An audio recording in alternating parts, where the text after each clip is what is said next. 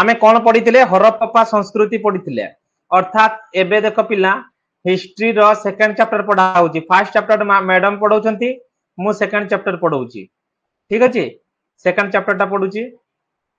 पढ़ाउची तो madam first chapter पढ़ाइछंती तो आउ जहां बाकी होछंती से पढ़ेबे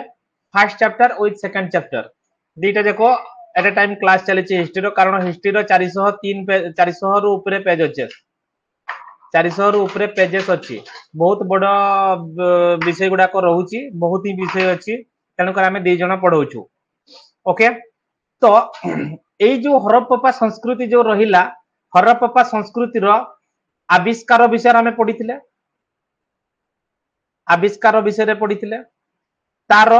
भौगोलिक भौगोलिक सीमा उपरे आमे पाठ पढिथिले भौगोलिक ठीक अछि तापरे कोन कोन पाठ जाइतिला आमे साधारणतः आविष्कार विषय रे पढिले भौगोलिक सीमा विषय रे पढिले तापरे आमे शहर परिकल्पना विषय रे पढितिले शहर परिकल्पना विषय रे पढितिले तो तीनोटी जिंस हमर कोन जाइतिला ठीक अछि तो आजी हेबो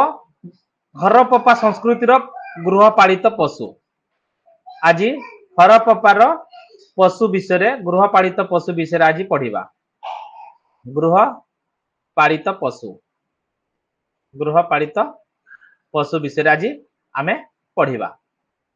ठीक अछि तो ये ऑलरेडी कंप्लीट आविष्कार ठीक अछि भौगोलिक भी कंप्लीट शहर परिकल्पना भी कंप्लीट आजी पढ़ा हबो गृहपालित पशु ओके तेनो एई जो हरप्पा जो सभ्यता रही हरप्पा सभ्यतार गृहपालित पशु जो रही गृहपालित पशु जो गुडा को रही गृहपालित पशु तो पशुपालन आरंभ कहीं किपरि हैला केबे हैला ठीक अछि हरप्पा संस्कृति रे प्रथमे निजर व्यक्तिगत सुविधा पाई माने जते बेले लोक गोटे जगह रो आ गोटे जगह को कोनोसी कार्य उद्देश्य रे गले जाउथिले सेते बेले कोन हैला ना समान को पादरे चली चली जीवा पाई पडुतला तेनु एई सब पादरे चली चली जो जीवा जो कष्ट जंत्रणा को लाघव करिवा उद्देश्य रे प्रथमे पशुर कोनोसी पशुर आश्रय नेले बा पशुर सहाय्य नेले तेनु ये हैला व्यक्तिगत सुविधा पाई तत्सहित कृषि कार्य पाई साधारणतः पशुर व्यवहार करा गला तो हरप्पा संस्कृति रे बा हरप्पा सभ्यता रे साधारणतः व्यक्तिगत सुविधा पाई पशु को पोषण करा गला पशु को पालन करा गला एवं कृषि कार्य उद्देश्य रे पशु को घरे कोन करा गला ना रखा गला बा पालन करा गला बा से माने पालिले तेनु पशु मान को काहे की गुरुत्व दउथिले ना कृषि पशु पालन होउची कृषि रो एक अंश भाबरे से माने भाबिले तो किछि लोक वृत्ति हिसाब रे मध्य पशु को पालन कले वृत्तिगत हिसाब रे तो वृत्तिगत रो अर्थ कोन ना ए पशु पालन जेमिति आमे एबे वृत्तिगत हिसाब रे के कुकुडा चाष करूछंती के छेली चाष करूछंती के मेंढा चाष करूछंती के हमर बलद रखुछंती तो ए गुडा को साधारणतः कोन ना वृत्तिगत हिसाब रे मध्य आमे कोन करूची ना पालन करूचे ठीक सही बड़ी हरप्पा सभ्यता रे अधिवासी माने पशु को साधारणतः कृषि रो एक अंश बोली भाबितिले ओके ना पशु को साधारणतः कृषि रो एक अंश बोली भाबितिले तेणु से माने मईसी बलद वृष जोटा आमे षंढ कहूचु सबु को व्यवहार करुतिले तो कृषि हिसाब रे कहा को रखुतिले हरप्पा संस्कृति रो लोक माने मईसी को रखुतिले बलद को रखुतिले एवं वृष को रखुतिले तेणु से एई सब रखुतिले बोली केमिति जानिबा केमिति जानिले ऐतिहासिक माने केमिति जानिले कारण तांकर कंकाल रु जानिले जेते बेले आमर जो ऐतिहासिक माने जिंति राखाल दास हेले हां कि नहीं तो एमाने जिते खनन कले माटी भितरु सेमानकर कंकाल बाहरिला को कंकाल बाहरिला ना मेंढार कंकाल बाहरिला छेळीर कंकाल बाहरिला मईसीर कंकाल बाहरिला घुसुरी कुकुर बिलेई एई सब कंकाल पाइथिले तो एथिरो आमे जानि पारिलु बा जानि पारुछु जे हरप्पा सहर आदिवासी माने साधारणतः मेंढा छेड़ी मईसी वेरी गुड तो एठी कौन हिची ना शिकार कार्य उद्देश्य रे ठीक अछि प्रॉब्लम किछि नो शिकार कार्य उद्देश्य रे हमर कौन हिची ना शिकार कार्य उद्देश्य रे समाने हरिण संबर बणुआ घोसुरी एवं पक्षी को समाने रखुतिले एवं आउ गुटे सबुठु बड़ जिनिस थिला माछ धरिबार प्रिय अभ्यास थिला तांकर तो माछ कंटा भी किछि मिलिथिला तर हरप्पा संस्कृति रो आदिवासी माने हरप्पा संस्कृति रो आदिवासी माने साधारणतः मांस पाई हरिण संबर बणुआ घुसुरी पक्षी को एवं माछ को प्रधान हिसाब रे व्यवहार करुथिबा बेले मेंढा मईसी बलद वृष इत्यादि को कृषि बा पशुपालन उद्देश्य रखुथिले एवं मेंढा छेड़ी मईसी घुसुरी कुकुर बिलेई मध्य से माने कोन पालन करुथिबार जणा जाय जहा कि हमें कंकाळरू जानि पारुचे तेनो आउ गुटे जिंस देखो पशु को से माने को हिसाब रे व्यवहार करथिले खाली सेति कि ना कृषि रे माने सेमान को लगौतिले जेंति मईसी हला बलद हला ए सब कृषि उद्देश्य रे समान को व्यवहार करुवा बेले कृषिजीवी भावे हरप्पार आदिवासी माने सफल कृषिजीवी भाव में परिगणित होते अर्थात से गोटे सफल अर्थात हरप्पार आदिवासी माने कंप्लीटली कृषि उपर निर्भर करुले का उपर निर्भर करते कृषि उपर सेते बेले चाषटा को विशेष भाव में गुरुत्व दि जाउथला तेणुक अर्थनीति एवं सभ्यता बहुत उन्नतर थिला एवं अर्थनीति बहुत सुदृढ़ थिला कारण सेमानंकर स्वच्छता थिला आर्थिक रे कोनोसी प्रकार प्रॉब्लम नथिला कारण हरप्पा आदिवासी माने साधारणतः कृषि उपर निर्भर करुथिले ठीक अछि तापर नेक्स्ट पिला देखो कारीगरी प्रयुक्ति तो तांकर जो कारीगरी कोन कोन से माने शिखिथिले कारीगरी कहले वृत्ति उद्देश्य रे हो बा कोनोसी निजर अभिज्ञत उद्देश्य रे हो बा निजर उपभोग उद्देश्य रे हो से माने किछि कारीगरी विद्या भी शिखिथिले कारीगरी माने जेमिति लुहा काम ताम्र काम रूपा काम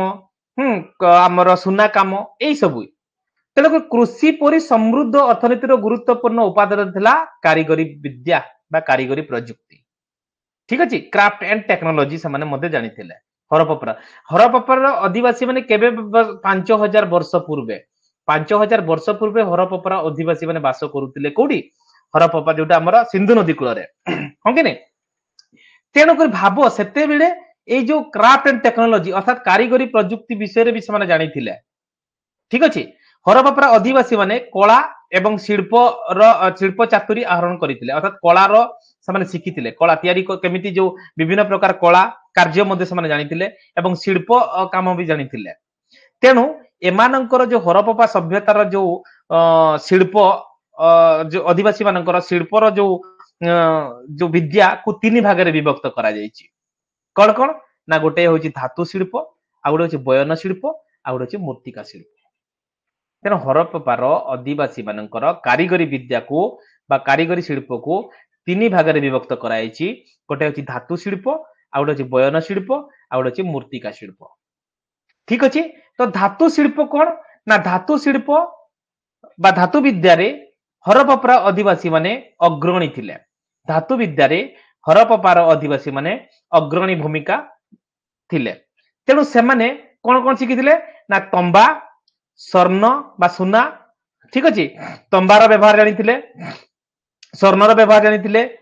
रूपा रौप्यर व्यवहार जानिथिले टीणर व्यवहार जानिथिले एवं ब्रोंजर व्यवहार मध्य समानको जणाथिला हरप्पार आदिवासी माननको तंबार व्यवहार जानिथिले सुनार व्यवहार जानिथिले रौप्यर व्यवहार जानिथिले एवं टीण और ब्रोंजर व्यवहार मध्य समानको बेस जणाथिला लोहार हाँ आ गोटे देख अस्त्र शस्त्र रे कौन कौन सब तैयारी करुथिले तीर मुन निहाण बर्छा मुन छुरी खुर माछ कंटा करत ए जो माछ कंटा आम बंसी जोटा आम करूचु माछ धरुचु करत जो काठ काटिया पे करत खुर जो सेविंग हेबा पे खुर आगुर व्यवहार होतला छुरी बर्छा तीर निहाण एगुड़ाक सब हरप्पार सभ्यतार आदिवासी माने এই অস্ত্র শস্ত্র ব্যবহার করুଥିଲେ অর্থাৎ এমানଙ୍କୁ এই অস্ত্র তৈরি করিবার কৌশল মধ্যে জনা ଥିଲା কিন্তু ସବୁଠୁ ବଡ ଜିନିଷ ହଉଛି ହରପ୍ପା ସଭ୍ୟତାର ଅଧିବାସୀ ମାନେ କଣ ଥିଲେ ନା ଲୁହାର ବ୍ୟବହାର ଜାଣି ନଥିଲେ ତ ହରପ୍ପାର ସଭ୍ୟତାର ଅଧିବାସୀ ମାନେ ଲୁହାର ବ୍ୟବହାର ଜାଣି ନଥିଲେ ସେମାନେ କୋଉ ବ୍ୟବହାର ଜାଣିଥିଲେ ନା ତମ୍ବାର ବ୍ୟବହାର ଜାଣିଥିଲେ ସୁନାର ବ୍ୟବହାର ଜାଣିଥିଲେ ରୂପାର ବ୍ୟବହାର ଜାଣିଥିଲେ ଟିଣର ବ୍ୟବହାର ଜାଣିଥିଲେ ଏବଂ ବ୍ରୋଞ୍ଜର ବ୍ୟବହାର ଜାଣିଥିଲେ ପରୀକ୍ଷାରେ ଆସିବ ଲୁହାର ବ୍ୟବହାର ସେମାନଙ୍କୁ ଜଣା ନଥିଲା ପଥର ବ୍ଲେଡ ମସୃଣ କଟି କାର୍ଯ୍ୟ ଦ୍ୱାରା ଶିଳ୍ପ ଦକ୍ଷତାର ପ୍ରମାଣ ମିଳେ ତେଣୁ ପଥରର ବ୍ଲେଡ ବ୍ୟବହାର କରୁଥିଲେ ସେମାନେ ଏଇ ଯୋଉ ବ୍ଲେଡ ସେତେବେଳେ ପଥରର ବ୍ଲେଡ ସବୁ ବ୍ୟବହାର କରାଯାଉଥିଲା ଅଳଙ୍କାର ହିସାବରେ କଣ ନା ଲାପିସ ଲାପିସ ଲାଜୁଲି হ্যাঁ টাইট পথরর ব্রেসলেট ব্রেসলেট মধ্যে সেটি পিন্ধুଥିଲେ ওগেট পিন্ধুଥିଲେ অলঙ্কার ଆଉ ଗୋଟେ କଣ୍ଟି ପିନ୍ଧୁଥିଲେ ମୋହର ବୋତାମ ବି ଲଗାଉଥିଲେ ସେତେବେଳେ ବୋତାମର ବ୍ୟବହାର ମଧ୍ୟ ସେମାନଙ୍କୁ ଜଣା ଥିଲା ଏଇ ଯୋଉ ସାର୍ଟରେ ଆମେ ବୋତାମ ପିନ୍ଧୁଛୁ ତେଣୁ ଅଳଙ୍କାର ବିଷୟରେ ଏମାନେ ଏଇ ସବୁ ଜିନିଷ ତାଙ୍କୁ ବେଶ ଜଣା ଥିଲା ଠିକ ଅଛି ତାପରେ ଦେଖ ସୁନା ଘୋଳା ଥିଲା କାରଣ ରୂପା ମିଶ୍ରିତ ଥିଲା ଅର୍ଥାତ ସୁନା ଘୋଳା ରୂପା ମିଶ୍ରିତ ସୁନା ଘୋଳା ଥିଲା ରୂପା ଆଉ ସୁନାକୁ ମିଶେଇକି ଗୋଟେ ଅଳଙ୍କାର ବି ସେମାନଙ୍କୁ ଜଣା ଥିଲା ଧାତୁ ଶିଳ୍ପରେ ବଣିଆ ବଣିଆ କମାର ବଢେଇ ପଥର କାରିଗରୀଙ୍କ ସାମାଜିକ ସ୍ଥିତି ବଳିଷ୍ଠ ତେଣୁ ସେତେବେଳେ ଧାତୁ ଶିଳ୍ପର ବ୍ୟବହାର ଯେହେତୁ ଥିଲା ସେତେବେଳେ ବଣିଆ ଏଇ ଯୋଉ ଜାତି ଭେଦ ବର୍ତ୍ତମାନ ଯୋଉ କହୁଛି ହରପ୍ପା ସଂସ୍କୃତିରେ ମଧ୍ୟ ସେତେବେଳେ ବଣିଆ ମାନେ ରହିଥିଲେ କମାର ସମ୍ପ୍ରଦାୟର ଅଧିବାସୀ ମାନଙ୍କୁ ମଧ୍ୟ ଭାଗ କରାଯାଇଥିଲା ବଢେଇ ସମ୍ପ୍ରଦାୟର ଏବଂ ପଥର କାରିଗରୀଙ୍କର ସାମାଜିକ ସ୍ଥିତିରେ ମଧ୍ୟ ସେମାନେ ବଳିଷ୍ଠ ଅଗ୍ରଣୀ ଭୂମିକା ରହିଥିଲା ସାମୁକା ତଥା ମୁଦି ଶିଳ୍ପ ମଧ୍ୟ ଦକ୍ଷତାପୂର୍ଣ୍ଣ ସାମୁକା ଏଇ ଯୋଉ ସାମୁକା ଯୋଉ ମିଳୁଛି ଏବଂ ମୁଦି ସାମୁକାରେ ମୁଦି ବା ଯୋଉ ସାମୁକାରେ ତିଆରି ମୁଦି ମଧ୍ୟ ସେତେବେଳେ ସେମାନେ ବ୍ୟବହାର କରୁଥିଲେ ଲୋକେଟ ଅଳଙ୍କାର ପାଇଁ ସାମୁକା ବ୍ୟବହାର ହଉଥିଲା ଲୋକେଟ ଆମେ ଯୋଉ ଲୋକେଟ ପିନ୍ଧୁଛୁ ବା ଅଳଙ୍କାର ବିଭିନ୍ନ ଅଳଙ୍କାର ପାଇଁ ସେତେବେଳେ କଣ ହଉଥିଲା ନା ସାମୁକାରେ ବ୍ୟବହାର କରୁଥିଲେ ବା ସାମୁକାକୁ ନେଇକି ବା ସାମୁକାରେ ଲୋକେଟ ତିଆରି ହଉଥିଲା ଏବଂ ଅଳଙ୍କାର ମଧ୍ୟ ବ୍ୟବହାର କରୁଥିଲେ ତ ଆପାତତଃ କହିବା ପାଇଁ ଗଲେ ବର୍ତ୍ତମାନ ଯାହା ତିଆରି ହଉଛି ବା ଯାହା ବି ଆମେ ଦେଖୁଛେ ସେଗୁଡାକ ହରପ୍ପା ସଂସ୍କୃତି ମାନେ ଆଜକୁ ପ୍ରାୟ 5000 ବର୍ଷ ପୂର୍ବେ ହରପ୍ପା ସଭ୍ୟତାର ଅଧିବାସୀ ମାନେ ସେମାନଙ୍କୁ ବେଶ ଜଣା ତେଣୁ କ୍ୱେଶ୍ଚନ ଆସିବ ହରପ୍ପା ସଭ୍ୟତାର ଅଧିବାସୀ ମାନେ କଣ କଣ କାମ ଜାଣିଥିଲେ ଧାତୁ ଶିଳ୍ପରେ ବଣିଆ କାମ ଜାଣିଥିଲେ କମାର କାମ ଜାଣିଥିଲେ ବଢେଇ କାମ ଜାଣିଥିଲେ ପଥର କାରିଗରୀ ବିଦ୍ୟା ସେମାନଙ୍କୁ ମଧ୍ୟ ଜଣା ଥିଲା ସେମାନେ କଣ କଣ ସବୁ ପିନ୍ଧୁଥିଲେ ଲୋକେଟ ପିନ୍ଧୁଥିଲେ ସାମୁକାରେ ମୁଦି ପିନ୍ଧୁଥିଲେ ସାମୁକା ମିଶ୍ରିତ ମୁଦି ସୁନାର ବ୍ରେସଲେଟ ମଧ୍ୟ ପିନ୍ଧୁଥିଲେ ରୂପା ମିଶ୍ରିତ ମଧ୍ୟ ପିନ୍ଧୁଥିଲେ ଏବଂ ଆଉ କଣ ପିନ୍ଧୁଥିଲେ ନା ଲାପିସ ଲାଜୁଲି ପିନ୍ଧୁଥିଲେ ପଥର ତିଆରି ବ୍ରେସଲେଟ ମଧ୍ୟ କଣ୍ଟି ବୋତାମ ମଧ୍ୟ ବ୍ୟବହାର ସେମାନଙ୍କୁ ଜଣା ଥିଲା ଠିକ ଅଛି ଲୁହାର ବ୍ୟବହାର ଜାଣିନଥିଲେ କିନ୍ତୁ ଅସ୍ତ୍ର ଶସ୍ତ୍ର ହିସାବରେ ସେମାନେ ନିହାଣ ତୀରମୁନ ଆଉ ବର୍ଛା ମୁନ ଛୁରୀ ଖୁର ମାଛ କଣ୍ଟା କରତ ଏଇ ସବୁ ବ୍ୟବହାର କରୁଥିଲେ ହରପ୍ପା ସଭ୍ୟତାର ଅଧିବାସୀ ମାନେ ତାପରେ ଦେଖ ବୟନ ଶିଳ୍ପ ଇଏ ଥିଲା କଣ ଧାତୁ ଶିଳ୍ପ ଇଏ ଥିଲା ଧାତୁରେ ତିଆରି ବା ଧାତୁ ଶିଳ୍ପ ଏହାକୁ କୁହାଯାଉଛି ଧାତୁ ଶିଳ୍ପ ଠିକ ଅଛି ବୟନ ଶିଳ୍ପ କଣ ନା ଏଇ ଯୋଉ ଆମେ ପିନ୍ଧୁଛେ ବୟନ ମାନେ ଏଇ ଯୋଉ ଲୁଗା ହେଲା ବୟନ ଶିଳ୍ପ ଅର୍ଥାତ ହରପ୍ପାର ଅଧିବାସୀ ମାନେ କାର୍ପାସ ପଶମରୁ ସୂତା କାଟି ବସ୍ତ୍ର ବୟନ କରୁଥିଲେ କାର୍ପାସରୁ ତିଆରି ପଶମରୁ କାର୍ପାସ ପଶମରୁ ସୂତା କାଟି ବସ୍ତ୍ର ତିଆରି କରୁଥିଲେ ସୂତା କାଟି ପିନ୍ଧୁଥିଲେ ଯୋଉ ବର୍ତ୍ତମାନ ଯୋଉ ସୂତାର ଯୋଉ ବସ୍ତ୍ର ଆମେ ପିନ୍ଧୁଛୁ ସେଟା ହରପ୍ପା ସଂସ୍କୃତିର ଅଧିବାସୀ ମାନଙ୍କ ପାଖରୁ ଚଳି ଆସୁଛି ଧନୀ ଓ ଦରିଦ୍ର ଉଭୟଙ୍କ ପାଇଁ ଉପଯୋଗୀ ରହିଥିଲା ଏଇ ଯୋଉ କାର୍ପାସର ଯୋଉ ପଶମରୁ ସୂତା କାଟି ଧନୀ ଏବଂ ଦରିଦ୍ର ଉଭୟଙ୍କ ପାଇଁ ଏହା ଉପଯୋଗୀ ଥିଲା ବ୍ରୋଞ୍ଜ ବା ହାଡର ଛୁଞ୍ଚି ତକଳି ମାଧ୍ୟମରେ ବସ୍ତ୍ର ସିଲେଇ କରୁଥିଲେ ବ୍ରୋଞ୍ଜ ବା ହାଡ କୌଣସି ପଶୁ ପକ୍ଷୀର ହାଡକୁ ଆମେ ଛୁଞ୍ଚି କହୁଛୁ ବର୍ତ୍ତମାନ ଛୁଞ୍ଚିରେ ଯୋଉ ସିଲେଇ ଚାଲିଛି ସେତେବେଳେ ବ୍ରୋଞ୍ଜ ବା ହାଡରୁ ତିଆରି ଛୁଞ୍ଚି ବ୍ୟବହାର କରୁଥିଲେ ସେମାନେ ବସ୍ତ୍ର ସିଲେଇ ପାଇଁ ଠିକ ଅଛି ମୂର୍ତ୍ତିର ଅଳଙ୍କାର ଆଧାରରେ ପୋଷାକ ବିନ୍ୟାସ ଓ ଋତୁ ଅନୁସାରେ ବସ୍ତ୍ର ଦେଖ ପିଲା ସେମାନେ ଋତୁ ଅନୁସାରେ ମଧ୍ୟ ବସ୍ତ୍ର ବ୍ୟବହାର କରୁଥିଲେ ଅର୍ଥାତ ଗ୍ରୀଷ୍ମ ଋତୁ ପାଇଁ ଅଲଗା ବସ୍ତ୍ର ଶୀତ ଋତୁ ପାଇଁ ଅଲଗା ବସ୍ତ୍ର ଏବଂ ବର୍ଷା ଋତୁ ପାଇଁ ଅଲଗା ବସ୍ତ୍ର ପିନ୍ଧୁଥିଲେ ସେତେବେଳେ এবং মূর্তির जो অলঙ্কার আধারে মূর্তি মূর্তি সেমানଙ୍କୁ তো প্রথমে প্রথমে কোন ଥିଲା না কারিগরি বিদ্যা জଣା ଥିଲା যেহেতু কারিগরি বিদ্যা জଣା ଥିଲା মূর্তিକୁ ବି ବିଭିନ୍ନ ପ୍ରକାର ମାନେ অলঙ্କାର ସଜାଉଥିଲେ ଆଉ ସେଇ অলঙ্କାର ହିସାବରେ ନିଜେ ମଧ୍ୟ ପିନ୍ଧୁଥିଲେ ହରପ୍ପା ସଂସ୍କୃତିର ଅଧିବାସୀ ମାନେ ତେଣୁ ବୟନ ଶିଳ୍ପ କ୍ଷେତ୍ରରେ ବେଶ ଭୂମିକା ତାଙ୍କର ମାନେ ଅଗ୍ରଣୀ ରହିଥିଲା ତାପରେ ଦେଖ ମୂର୍ତ୍ତିକା ଶିଳ୍ପ ହରପ୍ପା ସଂସ୍କୃତିର ଅଧିବାସୀ ମାନେ ମୂର୍ତ୍ତିକା ଶିଳ୍ପ ବିଷୟରେ କଣ ବ୍ୟବହାର ଜାଣିଥିଲେ ମାଟିର ତିଆରି ଜିନିଷ ରହ ପିଲା ଏଇ ପବନ ହଉଛି ତ ଏପଟେ ଡୋର ଗୁଡାକ ବାଡେଇ ହଉଛି ହଉ ଠିକ ଅଛି ଦେଖ ମୂର୍ତ୍ତିକା ଶିଳ୍ପ ତ ମୂର୍ତ୍ତିକା ଶିଳ୍ପରେ ଦେଖ ମୂର୍ତ୍ତିକା ମାନେ ମାଟି ଠିକ ଅଛି ତ ମାଟିରେ ତିଆରି ବିଭିନ୍ନ ପାତ୍ର ସେମାନେ ବ୍ୟବହାର କରୁଥିଲେ ଯେପରିକି ଥାଳି ବ୍ୟବହାର କରୁଥିଲେ ମାଟିରେ ତିଆରି ଥାଳି ହାଣ୍ଡି ବ୍ୟବହାର କରୁଥିଲେ କୁମ୍ଭ ପିଆଲା এইগুড়াক ସବୁ କଣ କରୁଥିଲେ ନା ଥାଳିରେ ବ୍ୟବହାର କରୁଥିଲେ ବା ଆମର ସରି ମାଟିରେ ବ୍ୟବହାର କରୁଥିଲେ ତ ମାଟିରେ ତିଆରି ଥାଳି ହାଣ୍ଡି କୁମ୍ଭ ଏବଂ ପିଆଲା ବ୍ୟବହାର କରୁଥିଲେ ହରପ୍ପା ସଂସ୍କୃତିର ଅଧିବାସୀ ମାନେ ଚିତ୍ର ସେମାନେ କୋଉ କୋଉ ଚିତ୍ର ଶିଖିଥିଲେ ପିଲା ଦେଖ ସେମାନେ ବିଭିନ୍ନ ପ୍ରକାର ଚିତ୍ର ବନେଇବା ବି ଶିଖିଥିଲେ ବୃତ୍ତର ଚିତ୍ର ଜାଣିଥିଲେ ଏଇ ଯୋଉ ବୃତ୍ତର ଚିତ୍ର ଜାଣିଥିଲେ ବର୍ଗ କ୍ଷେତ୍ରର ଚିତ୍ର ମଧ୍ୟ ଜାଣିଥିଲେ ସେତେବେଳେ ବୃକ୍ଷ ଗଛ କୋଉ କେମିତି ତିଆରି କରିବା ସେ ମଧ୍ୟ ତାଙ୍କୁ ଜଣା ଥିଲା ଜନ୍ତୁ ବିଭିନ୍ନ ପ୍ରକାର ପଶୁ ପକ୍ଷୀଙ୍କର ମଧ୍ୟ ସେତେବେଳେ ସେମାନେ ବେଶ ଚିତ୍ରିତ କରୁଥିଲେ ଅର୍ଥାତ ମାଟିରେ ତିଆରି ସେମାନେ ବୃତ୍ତ ବର୍ତ୍ତମାନ ଦେଖ କାନ୍ଥ ଗୁଡାକରେ ବିଭିନ୍ନ ପ୍ରକାର ଚିତ୍ର ତିଆରି ହେଉଛି ସେଇଭଳିଆ ସେଇ ହରପ୍ପା ସଂସ୍କୃତିର ଅଧିବାସୀ ମାନେ ମଧ୍ୟ ସେଇ ଜିନିଷଟା ଶିଖିଥିଲେ ପାତ୍ରର ଉପରି ଭାଗ ମସୃଣ ଓ ଶୈଳୀବାନ୍ତ ଅର୍ଥାତ ପାତ୍ରର ଯୋଉ ଉପର ଭାଗ ଥାଳି ହେଲା କି ହାଣ୍ଡି ହେଲା ଏହାର ଉପର ଭାଗଟା ପୁରା ମସୃଣ ଥିଲା ପୁରା ମସୃଣ ଏମିତି ନୁହଁ ଯେ ପୁରା ପ୍ଲେନ ନୁହଁ ପ୍ଲେନ ରହୁଥିଲା ଠିକ ଅଛି ନିପୁଣ କୁମ୍ଭାର ଗୋଷ୍ଠୀ ଉପସ୍ଥିତ ଅର୍ଥାତ ସେଠି କୁମ୍ଭାର ଗୋଷ୍ଠୀର ସମ୍ପ୍ରଦାୟ ବା କୁମ୍ଭାର ସମ୍ପ୍ରଦାୟର ଲୋକମାନେ ବସବାସ କରୁଥିବା ହରପ୍ପା ସଭ୍ୟତାର ଅଧିବାସୀ ହରପ୍ପା ସଭ୍ୟତାରେ ବସବାସ କରୁଥିବା ମାନେ ଜଣା ପଡେ କୁମ୍ଭାର ସମ୍ପ୍ରଦାୟ କୁମ୍ଭାର ଗୋଷ୍ଠୀର ଲୋକମାନେ ମଧ୍ୟ ସେତେବେଳେ କଣ କରୁଥିଲେ ନା ବସବାସ କରୁଥିଲେ ବୋଲିକି ଜଣାଯାଏ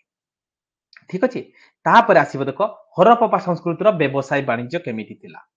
ହରପ୍ପା ସଂସ୍କୃତିର ଇଏ ଥିଲା ଆମର ପଶୁପାଳନ ତାହେଲେ ଆଜି କଣ ପଢିଲେ ତାହେଲେ ଏବେ ପଶୁପାଳନ ପଢିଲେ ଆମେ ପଶୁପାଳନ ବିଷୟରେ ପଢିଲେ ମୂର୍ତ୍ତିକା ବିଷୟରେ ପଢିଲେ ଏବଂ ଶିଳ୍ପ ବିଷୟରେ ପଢିଲେ ଏବଂ ମୂର୍ତ୍ତିକା ବିଷୟରେ ପଢିଲେ ବର୍ତ୍ତମାନ ଆସିବ କଣ ନା ହରପ୍ପା ସଂସ୍କୃତିର ଅଧିବାସୀ ମାନେ ବ୍ୟବସାୟ ବାଣିଜ୍ୟ କେମିତି କରୁଥିଲେ ବିଜନେସ ବି ସେମାନେ କରୁଥିଲେ ଦେଖ ସ୍ଥାନୀୟ ବ୍ୟବସାୟୀ ତାଙ୍କର କଣ ଥିଲା କିଛି ସ୍ଥାନୀୟ ବ୍ୟବସାୟୀ ଥିଲା ଆଉ ଥିଲା ନୌ ବାଣିଜ୍ୟ ବା ଲଥାଲ ପତାଶର ବ୍ୟବସାୟୀ ଥିଲା ଆଉ ବହିର୍ବାଣିଜ୍ୟ ଥିଲା ଠିକ ଅଛି ଏବଂ ଆମଦାନୀ ରପ୍ତାନି ଜିନିଷ ମଧ୍ୟ କରୁଥିଲେ ଠିକ ଅଛି ଏଇଗୁଡାକ କଣ କଣ ସବୁ ଥିଲା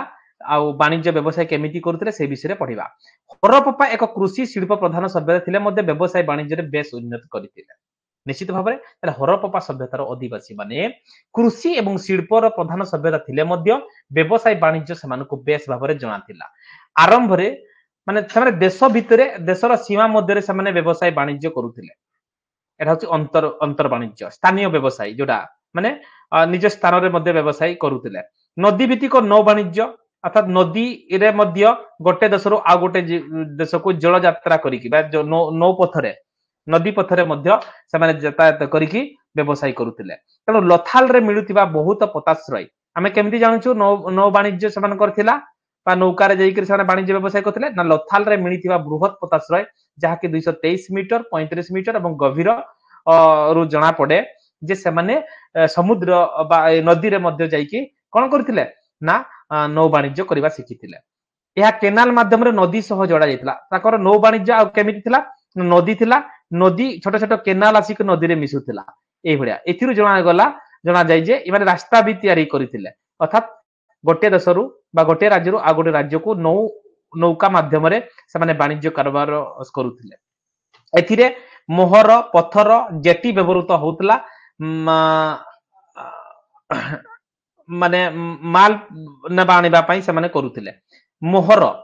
ମାନେ ପଥର ଜେଟି ବ୍ୟବହୃତ ହଉଥିଲା ପଥରରେ ସେମାନେ ଏଇ ସବୁ ରାସ୍ତା ତିଆରି କରୁଥିଲେ ଅର୍ଥାତ ବର୍ତ୍ତମାନ ଯେମିତି ରାସ୍ତା ତିଆରି ହଉଛି ଦି ସାଇଡ ରେ ପଥର ଦେବା ହଁ କି ନାଇଁ ଏଇ ସବୁ ଏବଂ ମଝିରେ ମଝିରେ ସେମାନେ ମୋହର ବି ଲଗାଉଥିଲେ ଦାଗ ଲଗାଉଥିଲେ ଯେ ହଁ ଏଇଠି ଆମର ଗୋଟେ ଷ୍ଟେସନ ଭଳିଆ ସେମାନେ ମୋହର ବି ଲଗାଉଥିଲେ ଯାହା ଫଳରେ ସେଠି ଜିନିଷ ନେବା ଆଣିବା କରାଯାଉଥିଲା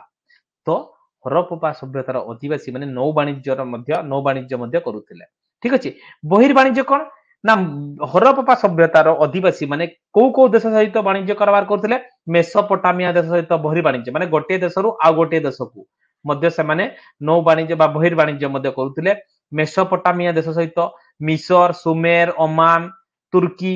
सबु एई सबु देश मानक सहित से माने कोन करुथिले ना बहिर्वाणिज्य करुथिले अर्थात भारत रु से माने मेसोपोटामिया को जाउथिले मिसर को जाउथिले सुमेर को जाउथिले ओमान को जाउथिले तुर्की को जाउथिले एई सब देश मानक सहित से माने वाणिज्य कारबार करुथिबार जणा पड़े मेसोपोटामिया किस उर निपुर आदि हरप्पा मोहर मिलुची ताले किस उर निपुर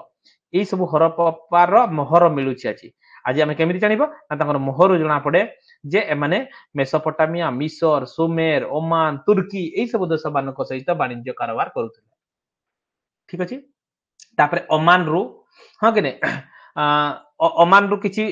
मध्य जो ओमान रो किछि जिनिस मध्य हरप्पा संस्कृतिर अधिवासी मानक पाखर रहि जाइतला जहा कि खनन पर सेगुडा को हस्तगत हेछि सेथिरु आमे जानि पारुछि जे ओमान रु किछि जिनिस नेबाणीबा मध्य चलितला आमदानी रप्तानी कोन करूथिले तारे से माने आमदानी एवं रप्तानी माने कोन आसुथिला एवं कोन जाउथिला इन एक्सपोर्ट एवं इंपोर्ट कोन होउथिला आमदानी हिसाब रे कोन आसुथिला ना तंबा अर्थात आमदानी कोन कोन ना तंबा राजस्थान एवं बेलुचिस्तान रे मिलुची अर्थात तंबा रो व्यवहार अर्थात तंबा साधारणतः कोठी विशेष भाव रे मिलु थाई बा दृष्टिगोचर होउची राजस्थान एवं बेलुचिस्तान रे तंबा पई प्रसिद्ध बा तंबा सेते मिलुतला दस्ता पई उत्तर ईरान स्वर्ण पई दक्षिण भारत नील पत्थर काश्मीर स्फटिक तांजर एई सब जगह रे एई सब जिंस गुडा को आमदानी होउतला ठीक अछि तला राजस्थान रो आस्तला तंबा उत्तर ईरान रो आस्तला दस्ता दक्षिण भारत रो आस्तला सोना काश्मीर रो आस्तला नील पत्थर एवं तांजर रो आस्तला स्फटिक